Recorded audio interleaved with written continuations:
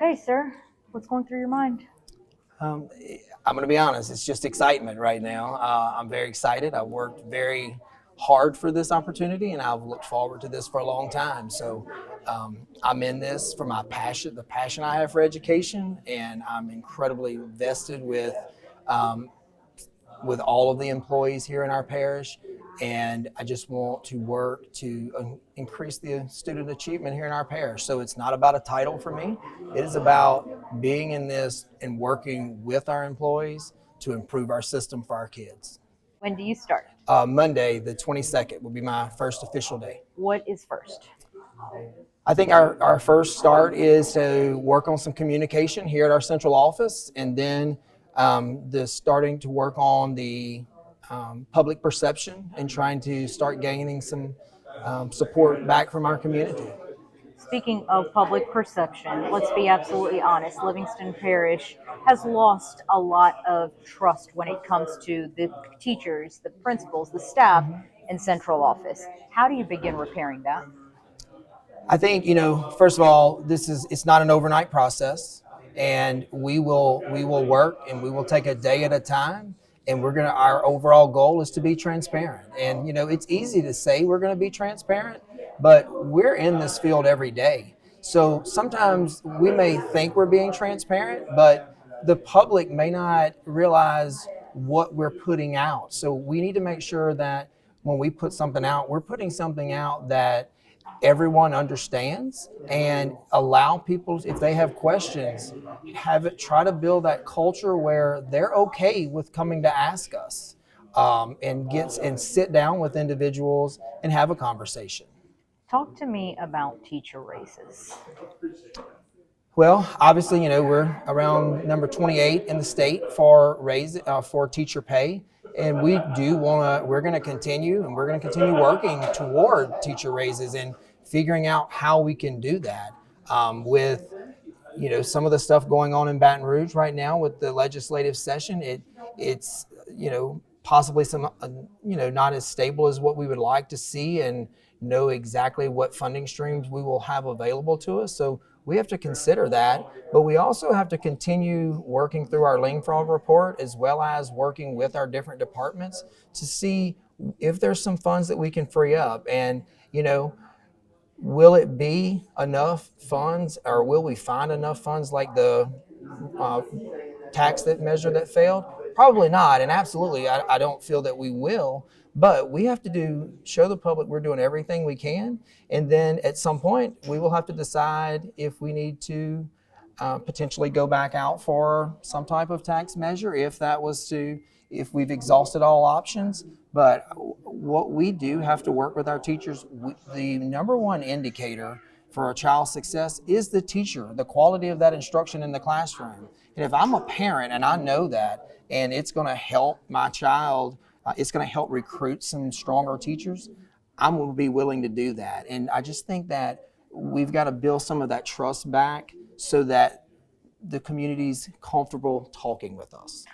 You kind of answered it, but do you plan to revisit that tax proposal that failed? Well, I think that's not really something that will be left up to me. That's something that the board would have to decide if they want to do, because the board is the ones who would decide if they were going to go out for a tax measure. As a reporter and just covering the school board, the board members and the superintendent, it's not cohesive. Talk to us about that. How do you even go about fixing that? I would agree somewhat on that, because there seems that there's that cohesion's not there. But I think that from my perspective, if I can work very closely with them and try to open up those lines of communication and try to do that on a reoccurring basis. We don't build trust and we don't build open communication with having a meeting here or having a discussion here. We have to do that ongoing. So I really want to work closely with our board, because in order for me to be successful, I need to know exactly what they expect of me, and I need to share any concerns that I have with them or any questions that I have for them, because I would like to do this in a proactive way. If they're wanting me to tell them this and it's legal for me to do so, I want to be able to tell them that. I don't want to have to wait for some issue to blow up and them think that I was hiding information from them. I want them to be in the know. And I think if we do that and we start having those clear conversations, you'll probably hear me say clear is kind all the time, because I truly believe that if I have that honest conversation and explain what I'm thinking, and I allow them to do the same thing, I think we can make some improvements in that. How much does it mean to be able to say you are the Livingston Parish Superintendent? It means a lot, because I'm born and raised here in Livingston Parish. When I introduced my family during the interviews today, they're all born and raised in Livingston Parish. They're products of the public school system. So for me, it's not just about, hey, he's the superintendent. It is, I'm working where I was born and raised. I'm working with all of the individuals in our parish, and I am working to try to improve the educational system, because the educational system is the backbone of this parish. Not only are we the backbone of the parish, we're the largest employer of the parish. So it is a position that it's going to be very tough. We're going to work very hard, and I think we're going to be successful. What about infrastructure? Livingston Parish is busting at its seams, but that also brings more children to schools that are already at max capacity. Myself and our board, we will have to, there's already been some conversations, but we'll have to continue some conversations and work through that and figure out exactly how we will handle it. I mean, right now, at times we have to use a Band-Aid approach, where we put in a temporary building that adds some classroom space. Sometimes we have to change attendance zones. None of those are things that we really like to do. So we're going to have to really work and figure out a long-term plan based on the number of people moving into our parish. I know you just got the appointment, but starting Monday, what is the very first thing? It's not even just the first thing. Next week, what are some of the main things you have to get done in your head? Well, I'm going to be honest. We're going to have to hit the ground running here. And I know I've said this, but I'm going to go back to it. I really want to work on the communication and making sure that our central office is speaking the common language, and we're all on the same page, because the central office is literally the conduit for success or failure in a school system. So I really want to work on that. Now, in the background, there's multiple things due to the transition from Mr. Murphy to myself and the trickle down effects. There will have to be some job positions that would be vacancies. There's some administrators that are retiring for next year.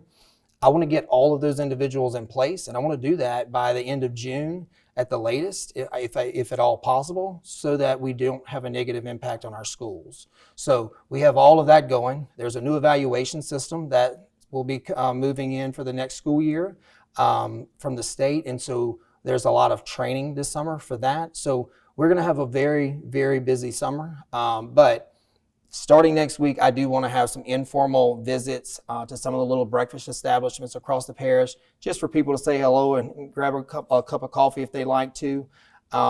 So that'll kind of be the main start. And then we will immediately start our strategic plan, where I'm meeting with all departments, and they're working on their goals, and they're setting some goals. And that will be our living, breathing strategic plan that we will continually go back to determine if we're making progress toward our goals. You and Bruce appear to have a pretty good working relationship. Any position yet for Bruce? Is he going to stay up here? Well, I mean, it's to my knowledge, Mr. Chaffin will still be the assistant superintendent, and from my understanding, he plans to stay with us in the system, and so at this time he'll be one of the assistant superintendents, and so we will eventually advertise to hire another assistant superintendent. Last thing, talk to the people who now work for you, all of them, from the school bus drivers to the principals to the teachers to the janitors. So, and I kind of said this in my interview, I want everyone to realize that I am a person who's going to be respectful. I'm a person that's going to be approachable, and I want them to work together with me. Everyone, regardless of title, education, background, we are all on the same team, and that's Team Livingston, and we're going to work together, and we're going to do what's right for kids, even when right is it's uncomfortable, but right always wins, and that's what we're going to do.